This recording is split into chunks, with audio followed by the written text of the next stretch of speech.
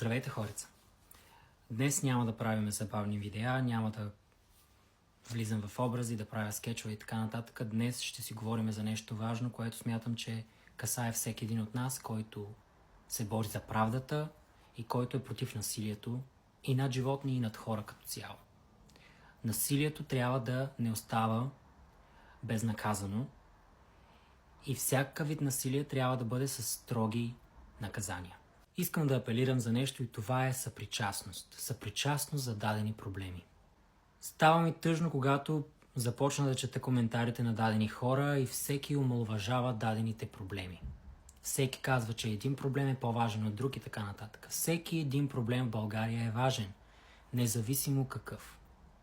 Било то за животни, за хора и така нататък. Всеки един проблем, когато остане нерешен, той се превръща в един по-голям и по-голям и по-голям и от него се появяват още 10 проблема. И така до безкрай. Единственото решение за тези неща е когато сме единни и спрем да се делим. Защо съпричастността е важна?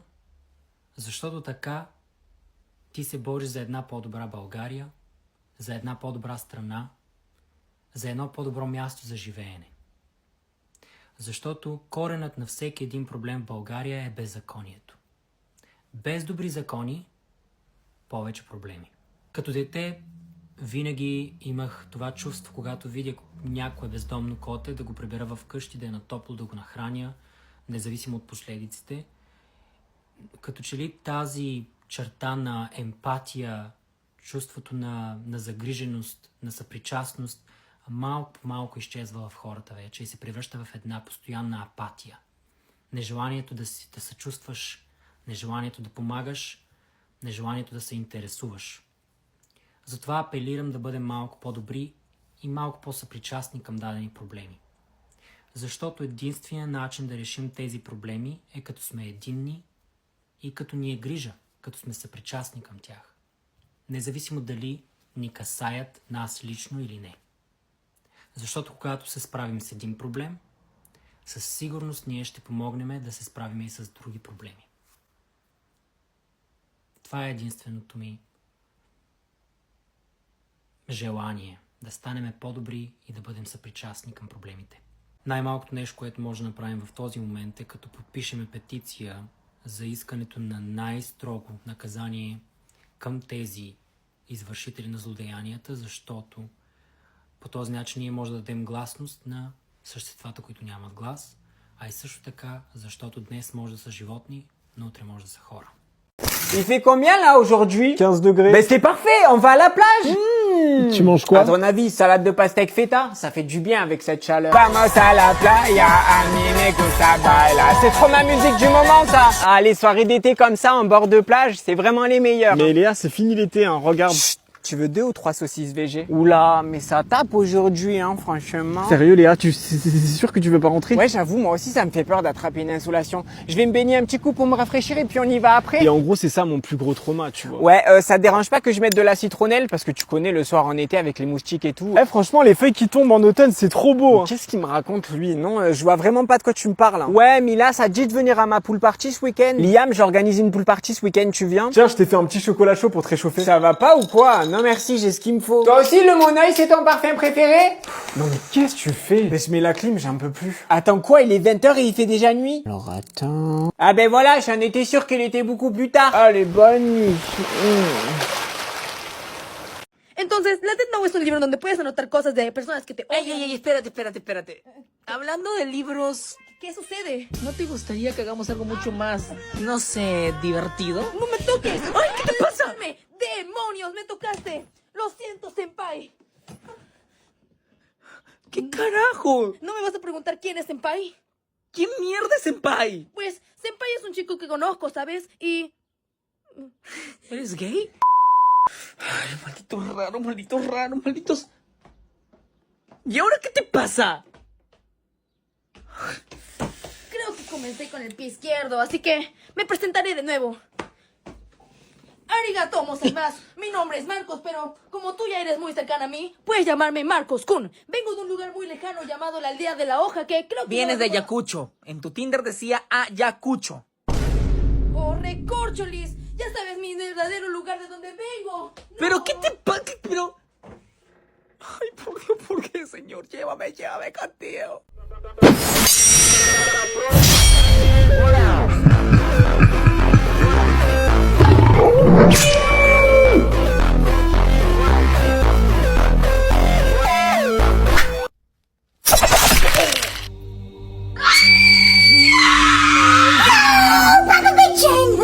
Honey! Oh, you getting it now.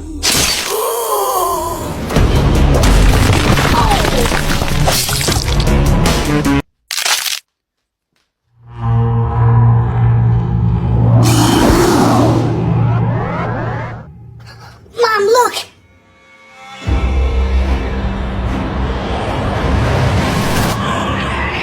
What the hell is that?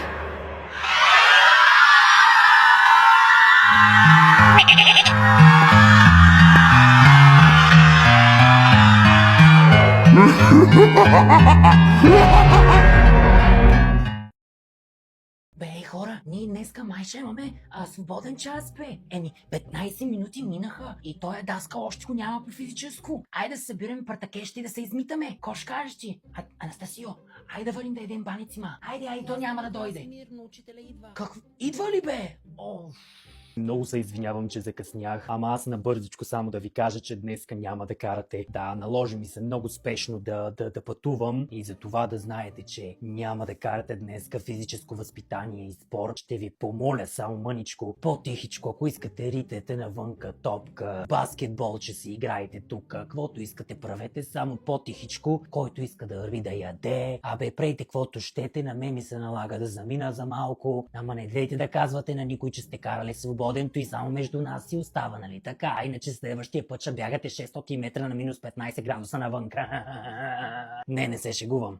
Оставям ви аз, че ще бързам. Ало, Иване, идвам да варим ракия. Salut, bienvenue dans mon petit coco. Waouh, mais il fait super froid ici. Ouais, ben justement, ça me fait plaisir que tu sois là parce qu'à cause de ça, il y a plus personne qui veut venir chez moi. Ouais, ben ils ont raison, maman. Là, je suis carrément en hypothermie. Oh, mais l'écoute pas celle-là. Tiens, vas-y, installe-toi. Je te sers une petite glace. Non, merci, ça ira. T'as pas un truc chaud sinon? Ah non, mais t'inquiète, il fait tellement froid ici que la glace, ça va te réchauffer. Maman, j'ai plus de chaussettes, tu peux m'en donner s'il te Oui, plaît? bien sûr, mon chéri. Patiente encore une semaine ou deux, ça devrait être sec, je pense. Attends, mais qui a ouvert la fenêtre là? Ça caille. Ah, ben personne, je te rassure, c'est juste la température ambiante ici. Non, mais après, t'inquiète, je fais des exceptions. Hein. Par exemple, la semaine dernière, j'ai failli perdre un doigt. Je me suis dit, bon, ben, on va peut-être allumer le chauffage une demi-heure. Pas plus qu'à 16 degrés parce qu'il faut pas abuser non plus, mais... Attends, mais Clément, tu fais quoi là? Ah bah j'ouvre un peu le frigo, ça permet de réchauffer la pièce quand la température elle est trop basse. Non, mais après, c'est pratique, au moins quand on sort, on est déjà prêt, y a pas de contraste avec l'extérieur. Non, mais qu'est-ce que tu fais encore avec ces couverts là? J'essaye de faire du feu, ça se voit Ah pas. ben voilà, ça c'est ma fifi, hein. Tu vois, elle allume pas le chauffage au moins. Ça c'est grâce à notre cri de guerre que je le répète tous les jours. Allez, répète après moi. Je lâche pas.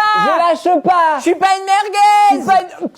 T'as pas un mouchoir s'il te plaît? Non t'inquiète, attends 2 secondes, tu vas voir dès que ça coule, ça se transforme en stalactite. Ça permet de faire des économies de mouchoirs aussi. Ouais, et après, elle les récupère pour en faire des glaçons. Oh très drôle, l'écoute pas, viens plutôt avec nous, on va se mater l'âge de glace, c'est mon film préféré. Ok. Qui vient d'allumer le chauffage? Je répète que le coupable se dénonce. Des bonbons, ma sœur. Ah, je peux pas. Vous êtes trop gênants si on est chez les inconnus comme ça, wesh. Ah, désolé, ma star, tu m'as pas fait peur. Je ressens pas trop d'émotion en ce moment. Mais c'est ok, hein. C'est ok. Ah, j'ai cru que c'était mon colis. Tiens, j'ai trouvé des graines, c'est sans gluten et sans sucre raffiné. J'espère que ça fera l'affaire. Par contre, tu me déranges plus jamais pendant ma séance de pilates, en fait. Ah, désolé, j'ai pas de bonbons. Vous prenez Apple Pay, peut-être? Alors, attendez, je galère à ouvrir avec les ongles. Halloween, ça tombe au mauvais moment. Je viens de refaire ma pause américaine. C'est quoi? Prends tout le sachet, ma vie. T'en penses quoi, ma star? Désolé, je vous ouvre pas parce que je fais de l'anxiété sociale, mais allez-y, tenez, prenez. Ah, j'ai cru qu'on m'avait retrouvé ma puff.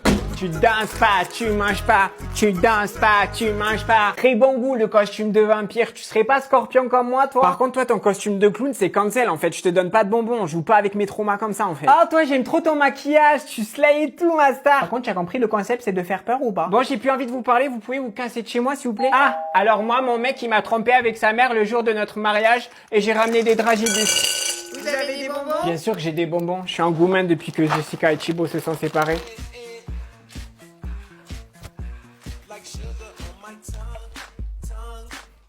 Pardon ma vie, désolé, c'était trop tentant. Tiens les bonbons.